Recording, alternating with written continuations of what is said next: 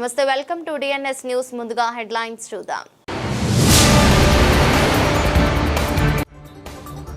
సులువుగా డబ్బు సంపాదించుకోవాలని దొంగతనాలు. మహేశ్వరం గ్రామాలలో సోలార్ లైట్ పోలుతుండే మొత్తం 38 బ్యాటరీలు దొంగతనం.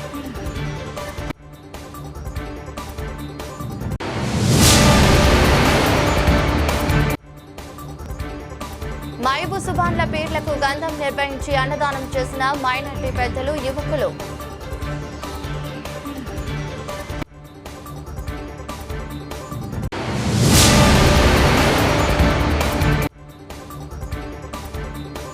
వనపర్తి జిల్లా కొత్తకోట పట్టణ కేంద్రంలో నిర్వహించిన మీడియా సమావేశం.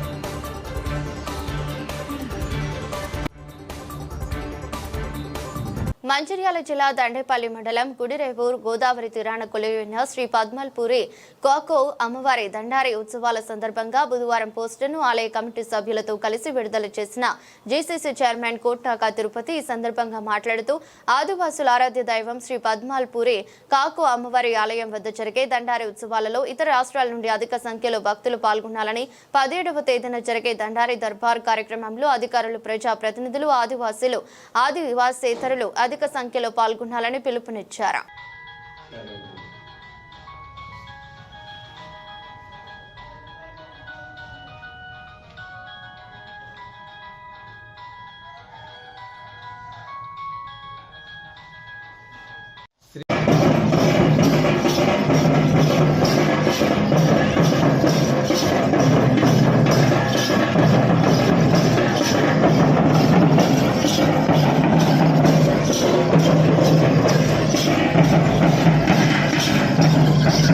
శ్రీ పద్మల్పూరి కాకుబాయి ఆలయ ప్రాంగణంలో ఏదైతే 17వ తారీఖు నాడు ఆదివాసులందరూ కూడా దేశవ్యాప్తంగా ఉన్న ఆదివాసులందరూ పద్మల్పూరి కాకుబాయిని ఆరాధ్య దైవంగా పూజిస్తారు. ఇక్కడ తెలంగాణ, ఆంధ్రప్రదేశ్, ఛత్తీస్గఢ్, మహారాష్ట్ర, మధ్యప్రదేశ్ నుంచి పెద్ద ఎత్తున భక్తులందరూ కూడా రావడం జరుగుతుంది.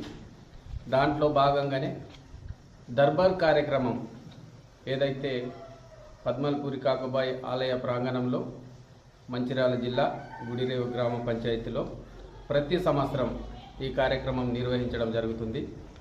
ఆ రోజు 17 తారీఖు నాడు పెద్ద ఎత్తున భక్తులు అందరూ కూడా పాల్గొని ఈ దర్బార్ కార్యక్రమాన్ని విజయవంతం చేయవలసిందిగా అందరికీ కాకుబాయి తరపున, కాకుబాయి ఆలయ కమిటీ తరపున కూడా ప్రత్యేకంగా అందరికీ కూడా ఆహ్వానిస్తున్నాం. అలాగే ఈ ప్రాంతంలో ఉన్న గిరిజనేతరులు కావచ్చు, నాయకులు కావచ్చు, ఎంపీలు, ఎమ్మెల్యేలు అందరూ కూడా ఈ పద్మల్పూరి కాకుబాయి దర్బార్కి విచ్చేసి ఇదే మా ప్రత్యేక ఆహ్వానంగా భావిస్తూ మీరందరూ కూడా ఈ కాకుబాయి దర్బార్ని విజయవంతం చేయవలసిందిగా మీ అందరికీ పద్మల్పూరి కాకుబాయి తరపున నమస్కరిస్తూ విజ్ఞప్తి చేస్తున్నాం.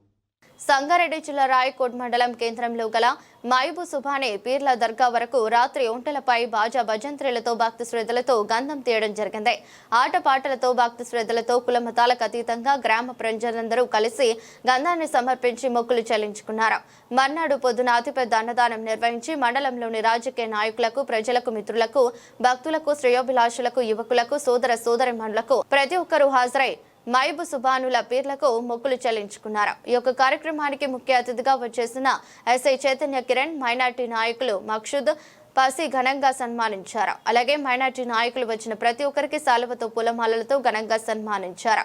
కార్యక్రమంలో సన్మానించారు రాయకోడు మండల కాంగ్రెస్ పార్టీ అధ్యక్షులు బాలాజీ నరసింహులు, వీరభద్రేశ్వర టెంపుల్ చైర్మన్ సతీష్ కులకర్ణి, మాజీ కోఆప్షన్ మెంబర్ మనసున్న మహారాజు అభేర, రాయకోడ మండల యూత్ ఉపాధ్యక్షులు ఏ ప్రభాకర్, వివిధ గ్రామాల మాజీ సర్పంచులు, ఎంపీటీసీలు పార్టీలకు అతీతంగా హాజరై మైబు సుభానుల పేర్లకు మొక్కులు చెల్లించి అన్నదాన కార్యక్రమంలో పాల్గొని వచ్చిన ప్రతి ఒక్కరికి మక్షులు మరియు పసి ఘనంగా సన్మానించి శుభాకాంక్షలు తెలిపారు.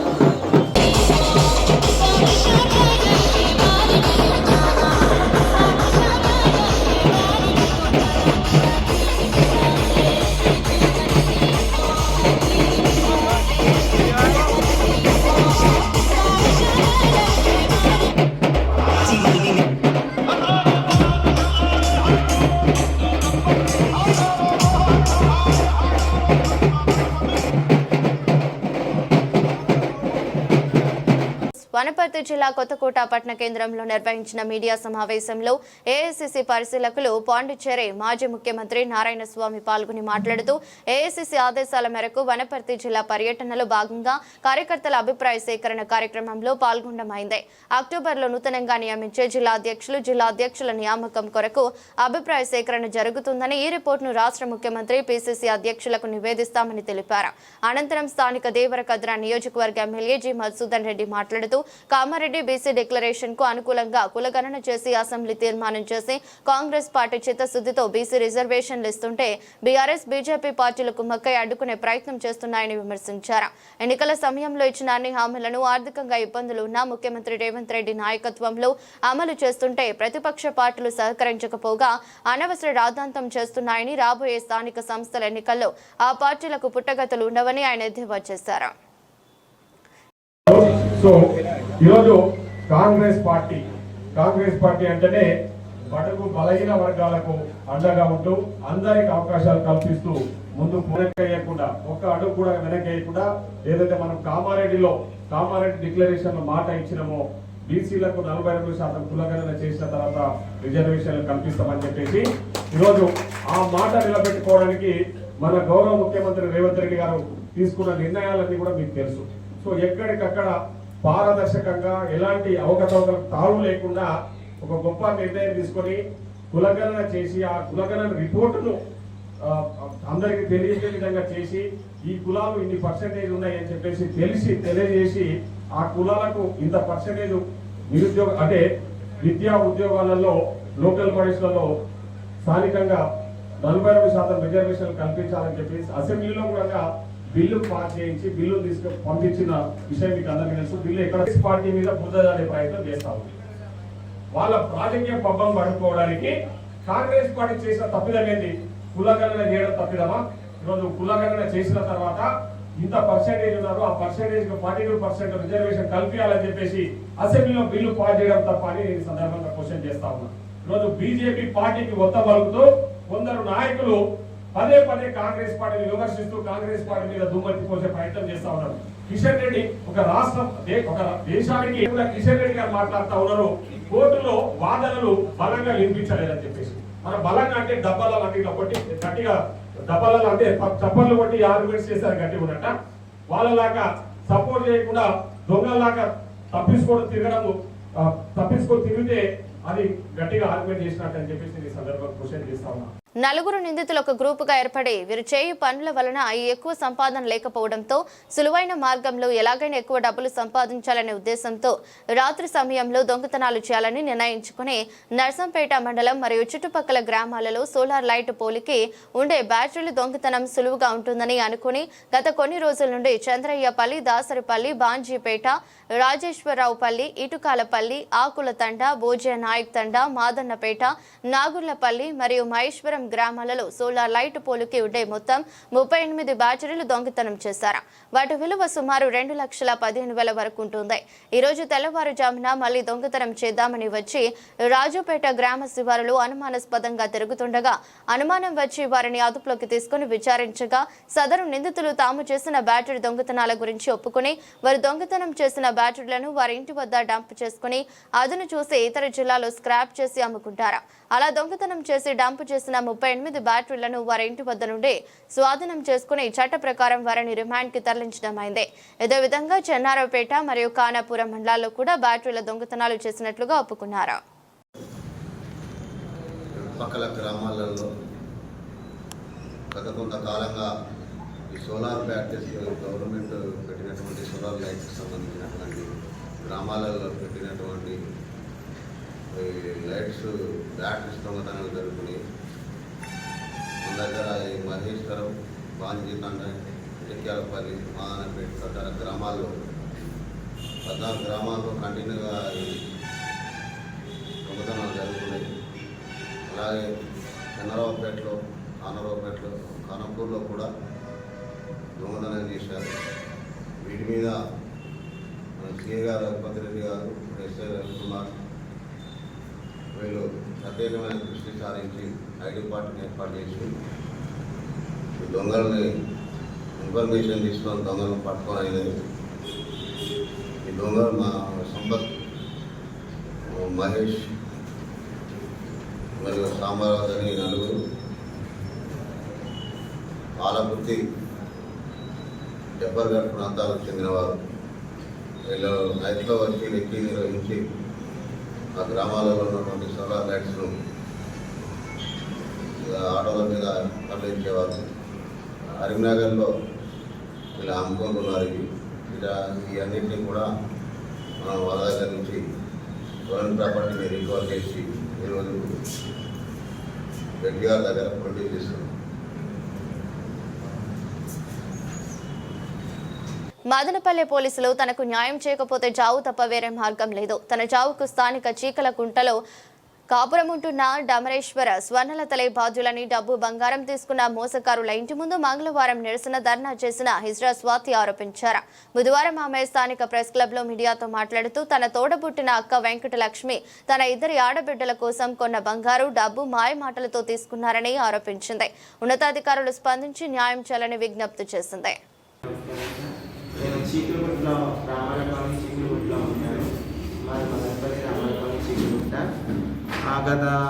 ఇక్కడ ఒక 12 ఏళ్ళుగా ఇక్కడే నివాసం ఉంటూ నా జీవనం నేను సాగించుకుంటూ ఉన్నాను.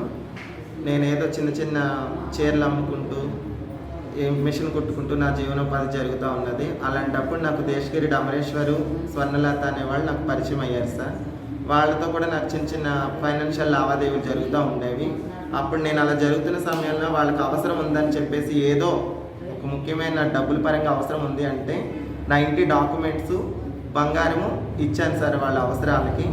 అది నేను ఇచ్చినప్పుడు మళ్ళీ ఇప్పుడు నేను తిరిగి అడుగుతుంటే వాళ్ళు నా మీద తిరగబడుతూ నేను స్టేషన్లో కంప్లైంట్ కూడా ఇచ్చాను సార్ ఈ విషయం మీద అయ్యి. దానికి నా మీద తిరగబడుతూ మేము ఇయ్యలేము అని అంటున్నారు. నేను ఇచ్చినట్టు నా దగ్గర అన్ని ప్రూఫ్స్ ఉన్నాయి. డబ్బుల పరంగా కూడా నా దగ్గర వాళ్ళకి నాకు లావాదేవీలు ముందు నుండి ఉన్నాయి సార్. ఆ చనువుతోటి ఆ నమ్మకం కొద్దీ నేను బంగారము ఇంటి డాక్యుమెంట్స్ ఇవ్వడం జరిగింది. ఒకసారి మీరు ఇది చూసినారంటే వాళ్ళతో నాకు ఫోన్ ట్రాన్సాక్షనే 47 లక్షలు ఉంది సార్. వాళ్ళ అవసరాలకే నా దగ్గరకు వచ్చి తీసుకునేవారు సార్. ఇప్పుడు నాకు ఇవ్వడానికి వాళ్ళకి స్తోమత లేక తిరగబడుతున్నారు ఇమ్మన్నందుకు. పోనీ క్యాష్ పరంగా నేను ఫైనాన్షియల్గా అది తర్వాత మాట్లాడినా నా గోల్డ్ డాక్యుమెంట్స్ ఇమ్మంటే మేము అని నా మీద తిరగబడుతూ నా మీద హత్య ప్రయత్నానికి పాల్పడుతున్నారు సార్. దానికంటూ నా దగ్గర ఒక ఎవిడెన్స్ వీడియో కూడా ఉంది. నేను ఇది పట్టుకెళ్ళి స్టేషన్లో కంప్లైంట్ ఇచ్చినా కూడా దానికి స్పందించట్లేదు సార్. నాకు న్యాయం చేయాలని మీడియా మిత్రుల్ని ఉన్నతాధికారులని కోరుకుంటున్నాను సార్. ఒకవేళ కనుక మీరు ఏదైనా చేయలేకపోతే నాకు చావు తప్ప వేరే పరిష్కారం లేదు. నా బిడ్డలు నన్నే నమ్ముకుని 2 ఆడపిల్లలు నేను దత్తత తీసుకుని పెంచుకుంటున్నాను సార్. వాళ్ళకి నాకు థ్రెడ్ ఉంది సార్. నాకు నా మీదకి ఇప్పటికే అటాక్ జరిగింది. దాని పరంగానే నేను కంప్లైంట్ కూడా ఇచ్చినానండి స్టేషన్లో. దానికి సరిగ్గా స్పందించట్లేదు. దీన్ని ఒక ఉన్నతాధికారుల దృష్టికి తీసుకెళ్తారని నేను ఇప్పుడు ఈ మీడియాకి వచ్చి నేను సవినయంగా కోరుకుంటున్నాను. నాకు న్యాయం జరుగుతుందనే తలంచి ఇక్కడ మీడియా ముందుకు వచ్చినాను సార్. నాకు ఏదైనా సహాయం చేయండి. వాళ్ళు నేను ఎక్కడికి వెళ్ళినా సరే నా సాక్ష్యాలన్నింటినీ డబ్బుతో కొనేసి నన్ను తప్పించాలి. ఎందుకంటే నేను అడిగింది ఇమ్మన్నందుకు నా మీద హత్య ప్రయత్నం కూడా చేస్తున్నారు సార్. దీనికి మీరు నాకు న్యాయం జరిగేటట్టుగా ఉన్నతాధికారుల దృష్టికి తీసుకెళ్ళండి. లేని పక్షాన నేను దేశగిరి డమరేశ్వర్ స్వర్ణలతలే నా చావుకి కారణం అవుతారు సార్. నేను చనిపోవాల్సి వస్తుంది సార్.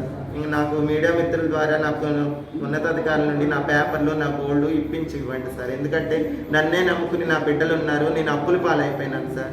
అవన్నీ తీర్చుకోవాలంటే ఇవి ఏదన్నా చేసి నేను గడ్డను పడాలని ఆశిస్తున్నాను సార్.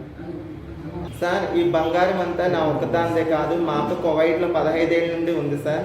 తన బిడ్డలు నా దగ్గర చదివించుకుంటుంది. నేనే చదివిస్తున్నాను. వాళ్ళకంటూ ఆధారంగా ఉంటుందని ఆ బంగారం అంతా కొన్నది సార్. దాని ప్రూఫ్స్, దాని స్లిప్స్, కొన్న స్లిప్స్ నా దగ్గర ఉన్నాయి సార్. ఆధారాలన్నీ నా దగ్గర క్షుణ్ణంగా ఉన్నాయి. అవన్నీ పరిశీలించి ఉన్నతాధికారులు నాకు న్యాయం చేయాలని కోరుకుంటున్నాను. BRS parliamentary party deputy leader Rajya Sabha సభ్యులు వద్రాజ్ రవిచంద్ర జూబ్లీహిల్స్ అసెంబ్లీ నియోజకవర్గంలో పార్టీ అభ్యర్థిగా పోటీ చేస్తున్న మాగంటి సునీత తదితర ప్రముఖులతో కలిసి ఎన్నికల ప్రచార కార్యక్రమం నిర్వహించారు. ఎంపీ రవిచంద్ర, సునీతలు కార్పొరేటర్స్ రాజ్ కుమార్ పటేల్, హేమ, నాయకులు ఆశీస్ కుమార్ యాదవ్, వాసాల వెంకటేష్, పర్వతం సతీష్, నర్సింగ్ తదితర నాయకులతో కలిసి Yousufguda metro station, check post, Lakshmi Narasimha Nagar, Pragathi Nagar తదితర చోట్ల కాలినడకన ఎన్నికల ప్రచారం జరిపారు. వారు గడప గడపకు వెళ్లి బీఆర్ఎస్ కారు గుర్తుకు ఓటేసి గెలిపించాల్సిన ఆవశ్యకత గురించి వివరిస్తూ బాకీ కార్డులను ఓటర్లకు అందజేశారు. ఈ సందర్భంగా స్థానిక మహిళలు సునీతకు బొట్టు పెట్టి సాల్వతో సత్కరించి ఆత్మ స్వాగతం పలికారు. యువత పలుచోట్ల జై తెలంగాణ, జై జై తెలంగాణ, జిందాబాద్ జిందాబాద్, బీఆర్ఎస్ జిందాబాద్, వర్ధిల్లాలి వర్ధిల్లాలి, కేసీఆర్ నాయకత్వం వర్ధిల్లాలి, కారు గుర్తుకే మన vote, Amar high Maganti Gopanna Amar high అంటూ పెద్ద పెట్టున నినాదాలు ఇచ్చారు. ప్రతి మహిళ పోలీసు మహిళా భద్రతకు ప్రతీకగా నిలవాలి అని, రానున్న ఎన్నికల దృష్ట్యా క్షేత్రస్థాయిలో గ్రామాల యొక్క సమాచారంపై పూర్తి స్థాయిలో అవగాహన ఉండాలని జిల్లా ఎస్పీ శ్రీ కేవీ మహేశ్వర్ రెడ్డి ఐపీఎస్ పేర్కొన్నారు.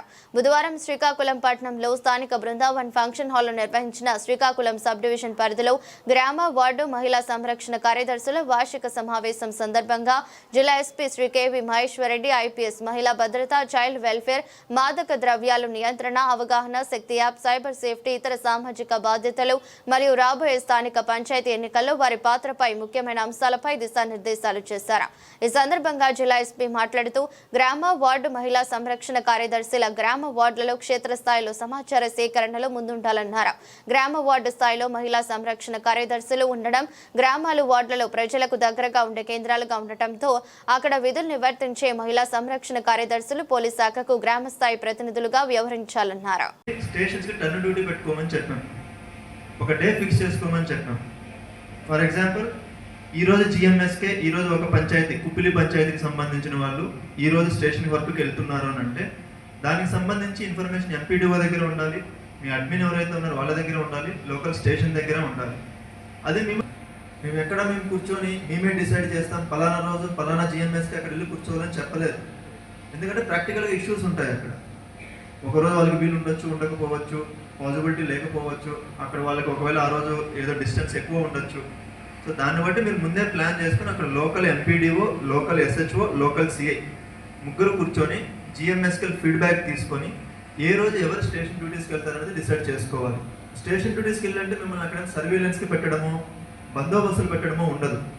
మీకు జాబ్ డిస్క్రిప్షన్లో ఏదైతే చైల్డ్ అండ్ ఉమెన్ దానికి సంబంధించిన ఇష్యూస్ ఉన్నాయో, ఆ క్రైమ్కి సంబంధించి వాళ్ళ సేఫ్టీ అండ్ సెక్యూరిటీకి సంబంధించిన ఇష్యూస్ ఉన్నాయో దానిపైనే పని చేపిస్తారు. క్లియర్గా వాడట్లేదు. మరి శ్రీకాకుళం జిల్లాకు సంబంధించి గ్రామ వార్డు మహిళా సంరక్షణ కార్యదర్శులు జిఎంఎస్కేస్ ఎవరైతే ఉన్నారో వాళ్ళకి సంబంధించి ఒక రివ్యూ మీటింగ్ తీసుకోవడం జరిగింది. సో దీంట్లో ఏంటంటే మనకు వాళ్ళకున్న duties both child and women welfare plus safety అన్నిటికీ సంబంధించి మాట్లాడడం జరిగింది. చిన్న చిన్న కన్ఫ్యూజన్స్ ఏవైతే ఉన్నాయో క్లియర్ చేసుకోవడం కోసం. ఇది కాకుండా మనకు అప్కమింగ్ స్థానిక సంస్థల ఎన్నికలు ఏవైతే ఉన్నాయో లోకల్ బాడీ ఎలక్షన్స్ దానికి సంబంధించి గ్రౌండ్ లెవెల్లో ఉన్న బీఆర్ఓస్ కావచ్చు, జిఎంఎస్కే కావచ్చు, అలానే మన అడాప్షన్ కేసెస్ పోలీస్ స్టేషన్ నుంచి కావచ్చు, సచివాలయం స్టాఫ్ వీళ్ళందరూ చాలా ఇంపార్టెంట్. సో దానికి సంబంధించి పోలీస్ తోటి ఎలా కోఆర్డినేషన్ చేసుకోవాలి, ఆ ఇన్ఫర్మేషన్ ముందుగానే అక్కడ మనకి ప్రాబ్లమాటిక్ విలేజెస్ని ఐడెంటిఫై చేయడం, ప్రాబ్లమాటిక్ పోలింగ్ స్టేషన్స్ని ఐడెంటిఫై చేయడం, ప్రాబ్లమాటిక్ పర్సన్స్ని ఐడెంటిఫై చేయడం, దానిపైన ఏంటి ఆ ఇన్ఫర్మేషన్ తెచ్చుకున్న తర్వాత మనకు చట్టపరంగా పోలీస్ వైపు నుంచి ఏం యాక్షన్ తీసుకోవాలన్న దానిపైన వర్కౌట్ చేయడం గురించి ఈరోజు మాట్లాడుకోవడం జరిగింది. మళ్ళీ ఫర్దర్గా మిగతా 2 సబ్జెక్ట్స్ కూడా కంప్లీట్ చేసి డిస్ట్రిక్ట్ లెవెల్లో కూడా మళ్ళీ మీటింగ్ తీసుకోవడం జరుగుతుంది. సో మోస్ట్లీ మనకు కపుల్ ఆఫ్ మంత్స్లో ఒక 1-2 నెలల్లో ఇది కంప్లీట్ చేసేస్తాం. విజయనగరం జిల్లాలో పారిశ్రామిక అభివృద్ధిపై కలెక్టర్ ఎస్ రామ్ సుందర్ రెడ్డి దృష్టి సారించారు. ఏపీఐఐసి ఆధ్వర్యంలో జరుగుతున్న ఎంఎస్ఎంఈ పార్కుల అభివృద్ధిని బుధవారం పరిశీలించారు. ముందుగా కలెక్టర్ రామ్ సుందర్ రెడ్డి కొత్తవలస మండలం బలిఘట్టంలో నిర్మాణంలో ఉన్న ఎంఎస్ఎంఈ పార్కును సందర్శించారు. అక్కడ జరుగుతున్న అభివృద్ధి పనులను తనిఖీ చేశారు. మ్యాప్లను పరిశీలించారు. ఈ పార్కుకు సుమారు 57.9 ఎకరాలకు కేటాయించడం జరిగిందని, దీనిలో తొలి దశ క్రింద 22 ఎకరాల్లో 82 ప్లాట్లను అభివృద్ధి చేస్తున్నారు ఏపీఐఐసి అధికారులు వివరించారు. ఒక్కో ప్లాట్ విస్తీర్ణం 300 చదరపు మీటర్లు ఉంటుందని, రోడ్లు, కాలువలు తదితర మౌలిక వసతులు కల్పించడం జరుగుతుందని తెలిపారు. దీనిలో తొలి దశ క్రింద 20 ఎకరాల్లో అభివృద్ధి చేస్తున్నామని ఏపీఐసి అధికారులు వివరించారు. సంబంధిత మ్యాప్లను కలెక్టర్ పరిశీలించారు. పనులను వేగవంతం చేసి వీలైనంత త్వరగా పార్కులను సిద్ధం చేయాలని అధికారులను ఆదేశించారు.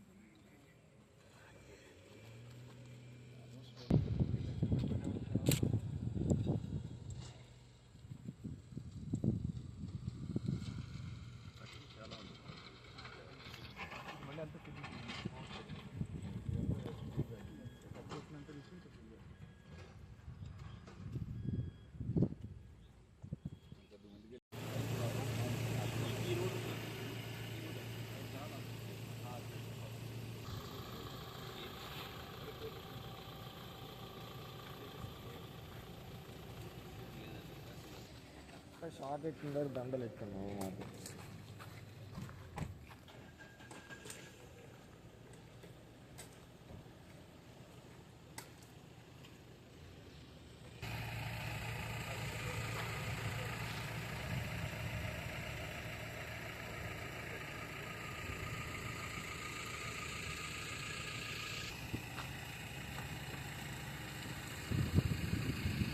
తీసుకెళ్ళి ప్లాట్స్ చేసి అక్కడ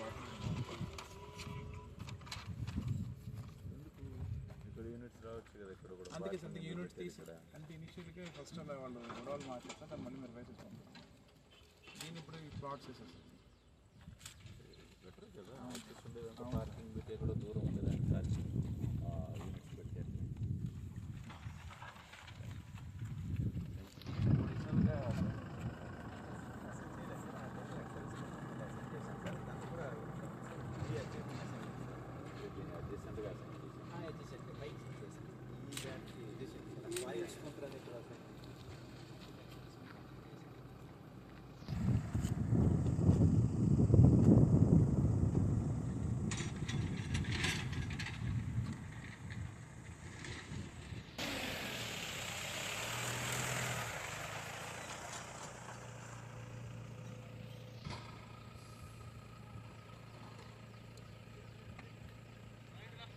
గత వైసీపీ ప్రభుత్వం 9 ఎకరాల భూమిలో 451 కోట్ల ప్రజాధనంతో భారీ భవనాన్ని ఋషికొండ ప్రాంతంలో నిర్మించింది.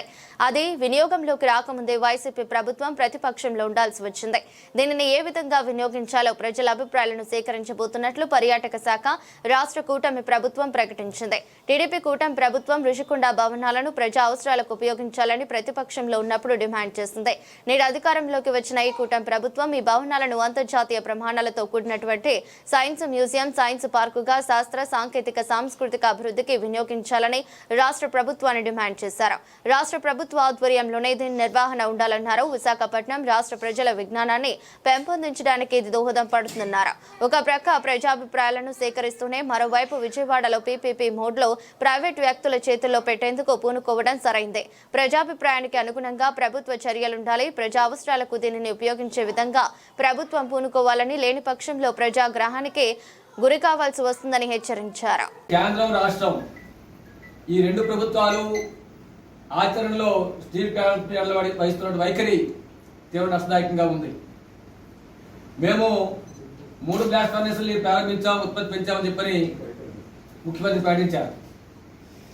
2020 జూన్లో 2 బ్లాస్ట్ ఫర్నేసులు ఉత్పత్తి అయ్యేటప్పుడు 14,000 టన్నులు రోజుకి స్టీల్ ఉత్పత్తి అయింది. 3 ఫర్నేసులు ప్రారంభించాక 16,000 టన్నులు మాత్రమే అయింది. 20,000 టన్నులు అవ్వాలి. ఎందుకు ఉత్పత్తి అవ్వడం లేదు అని అంటే ప్రధానంగా కేంద్రం ప్రకటించినటువంటి ఈ ఆర్థిక ప్యాకేజీలో స్టీల్ ప్లాంట్ ముడి సరుకు కానీ, యంత్రాల మరమ్మతుల కోసం కానీ, కార్మికుల జీతభత్యాల విషయంలో కానీ వీటి దేనికి ఆ నిధులు కేటాయించలేదు, ఆ నిధులు ఖర్చు చేయడం లేదు. ఇటీవల స్టీల్ సెక్రటరీ వచ్చాడు. ప్లాంట్ లో ఉన్నటువంటి యంత్రాలన్నీ కూడా 30 సంవత్సరాల క్రితంవి, వాటి మెయింటెనెన్స్ కూడా సక్రమంగా లేదు, దీనివల్ల ఇబ్బంది అవుతుందని చెప్పాను. మేము చెప్తుంది కూడా అదే. ఈ ఉత్పత్తి సక్రమంగా రాకపోవడానికి ప్రధాన కారణం యంత్రాలు మరమ్మతు చేయకపోవడం, స్పేర్ పార్ట్స్ కొనకపోవడం, దానికి అవసరం నిధులు ప్రభుత్వం కేటాయించకపోవడం వల్ల ఇది ఒక పక్క నష్టం జరుగుతూ ఉంది. దీనివల్ల ప్రమాదాలు కూడా జరుగుతూ ఉన్నాయి. కన్వర్టర్ 2 కూడా మధ్యలోనే ఆపాల్సిన పరిస్థితి వచ్చింది. క్వాలిటీ లేని రా మెటీరియల్ కొంటున్నారు ఈరోజు. బ్లూమ్స్ కానీ, ఐరన్ ఓర్ కానీ, పిల్లెట్స్ కానీ, కోక్ కానీ, ఈ రకంగా క్వాలిటీ లేనటువంటి ముడి సరుకు వినియోగించడం వల్ల యంత్రాలు పాడైపోతున్నాయి. ఆ విధంగా 30,000 టన్నుల బ్లూమ్స్ ఈరోజు ఆగిపోయాయి. అవి ఫినిష్డ్ గూడ్స్ తయారు చేయడానికి ఉపయోగపడడం లేదు, క్వాలిటీ లేదు వాటిలో. ఈ మేర నష్టం జరుగుతూ ఉంది. అలాగే సెంటర్ ప్లాంట్ లో రోజుకి 20,000 టన్నుల బూడిద ఉత్పత్తి అవుతుంది. దాన్ని నిరంతరం క్లీన్ చేయాలి. కానీ అక్కడ కాంట్రాక్ట్ వర్కర్స్ తొలగించడం వల్ల, మెయింటైన్ చేయకుండా పనిచేయడం వల్ల ఆ కన్వేర్ బెల్ట్ తెగిపోయాయి. దానివల్ల 4 వారం రోజుల పాటు ఉత్పత్తి నిలిచిపోయింది. ప్లాంట్ ఉత్పత్తి నిలిచిపోయే పరిస్థితి ఏర్పడింది. దీనికి తోడు ప్లాంట్లో భూమి తయారు చేయకుండా విలేజ్ తయారు ఇతర ప్రాంతాల నుంచి కొనుగోలు చేయడం వల్ల ఉత్పత్తి వ్యయం కూడా స్టీల్ ప్లాంట్కి పెరుగుతూ ఉంది. మరోవైపు ఉత్పత్తి చేయాల్సినటువంటి పర్మనెంట్ ఎంప్లాయీస్ని కాంట్రాక్ట్ వర్కర్స్ని పెద్ద ఎత్తున తొలగిస్తూ ఉన్నారు. 2024లో పర్మనెంట్ ఎంప్లాయీస్ 14,000 మంది 12,600 మంది అక్టోబర్కి ఉంటే ఈ అక్టోబర్ నాటికి 9,500 మాత్రమే ఉన్నారు. అదే కాంట్రాక్ట్ వర్కర్స్ 2024 అక్టోబర్ నాటికి 14,000 మంది ఉంటే ఈ అక్టోబర్ నాటికి 9,500 మందికి తగ్గించేశారు. మరో 1000 మంది కాంట్రాక్ట్ కార్మికుల్ని తొలగించడం కోసం సిద్ధం చేస్తూ ఉన్నారు. అంటే ఉన్న కార్మికుల సంఖ్య ఈరోజు తగ్గించేస్తూ ఉన్నారు. క్వాలిటీ అధికారులు, quality permanent employees, quality contract వర్కర్స్ని వీళ్ళని తొలగించి ఉత్పత్తికి తీవ్ర ఆటంకం సృష్టించే పని కేంద్ర మోడీ ప్రభుత్వం, రాష్ట్ర ప్రభుత్వం చేస్తూ ఉంది. దీనివల్ల ఈ కాలంలో ప్రమాదాలు తీవ్రంగా పెరిగిపోయాయి. యంత్రాల నష్టం జరుగుతూ ఉంది, ఉత్పత్తి నష్టం జరుగుతూ ఉంది, కోట్లాది రూపాయల ప్రజాధనం వృధా అవుతూ ఉంది. అలాగే దాదాపు 7 కార్మికులు ఇటీవల కాలంలో దుర్మరణం పాలయ్యారు, యాక్సిడెంట్ గురయ్యారు, కేవలం సక్రమైన మెయింటెనెన్స్ లేకపోవడం వల్ల. ఈ విధంగా అన్ని రూపాల్లో కూడా వైజాగ్ స్టీల్ ప్లాంట్ని నెట్టెడ్ ముంచే కార్యక్రమానికి కేంద్రం మోడీ ప్రభుత్వం ఒడిగడితే దాన్ని నిలువరించి వైజాగ్ స్టీల్ ప్లాంట్ని కాపాడి ఈ రాష్ట్ర అభివృద్ధి కోసం వినియోగించాల్సినటువంటి ప్రభుత్వం కేంద్రం తాలూకా అడుగులు మడుగులొత్తు వాటి విషయాన్ని వీరు బాడీగా మార్చుకొని ఈరోజు వీరు కూడా కేంద్రంతో ఆమెను పాల్పంచుకోవడం చెప్పినది రాష్ట్ర ప్రజలను వంచడం, మోసించడం తప్ప ఇప్పుడు కాదని చెప్పని స్పష్టంగా చెప్పదలుచుకున్నాం. కాబట్టి ఇప్పటికైనా సరే చంద్రబాబు నాయుడు గారు, పవన్ కళ్యాణ్ గారు, ఈ రాష్ట్రంలో ఉన్నటువంటి బీజేపీ ప్రజాప్రతినిధులు, కూటమి నేతలు కేంద్రంపై ఒత్తిడి తీసుకొచ్చి మీరైతే ప్యాకేజీ ప్రకటించారు ఆ ప్యాకేజీ నిధులన్నీ స్టీల్ ప్లాంట్ ఉత్పత్తి అవసరం ముడిసరుకు, సొంత గనులు కేటాయింపు, యంత్రాలు కొత్త ఏర్పాటు చేయడం, పాత మరమ్మతులు చేయడం, పర్మనెంట్ ఉద్యోగ సంఖ్యని కాంట్రాక్ట్ ఉద్యోగ సంఖ్య తగ్గించడం కాకుండా వాటిని పెంచే పని చేయడం, తొలగించినటువంటి కాంట్రాక్ట్ కార్మికులు తీసుకునే చర్యలు చేపట్టాలని చెప్పి మేము సిపిఎం పార్టీగా డిమాండ్ చేస్తున్నాం. అదే వైజాగ్ స్టీల్ ప్లాంట్ ని కాపాడడం ద్వారా ఈ రాష్ట్ర ప్రయోజనాలని, దేశ ప్రయోజనాలని కాపాడాలని చెప్పని కేంద్ర రాష్ట్ర ప్రభుత్వాలు డిమాండ్ చేస్తున్నాం. మీరు మాసం కట్టిపెట్టి ఈ చర్యగా చేపట్టకపోతే ఖచ్చితంగా ప్రజాప్రతినిధి గంట పద్ధతితో చేపట్టే తప్పదని చెప్పని మీ ద్వారా హెచ్చరిస్తున్నాం. వార్తలు ముగించే ముందు మరోసారి హెడ్లైన్స్. సులువుగా డబ్బు సంపాదించుకోవాలని దొంగతనాలు. మహేశ్వరం గ్రామాలలో సోలార్ లైట్ పోలికుండే మొత్తం 38 బ్యాటరీలు దొంగతనం.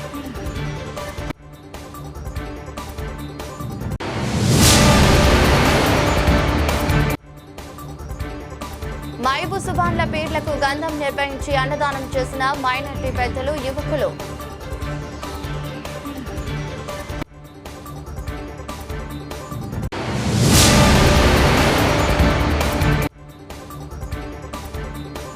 వనపర్తి జిల్లా కొత్తకోట పట్టణ కేంద్రంలో నిర్వహించిన మీడియా సమావేశం.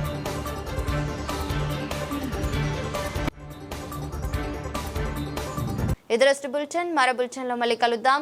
అంతవరకు సెలవు. నమస్కారం.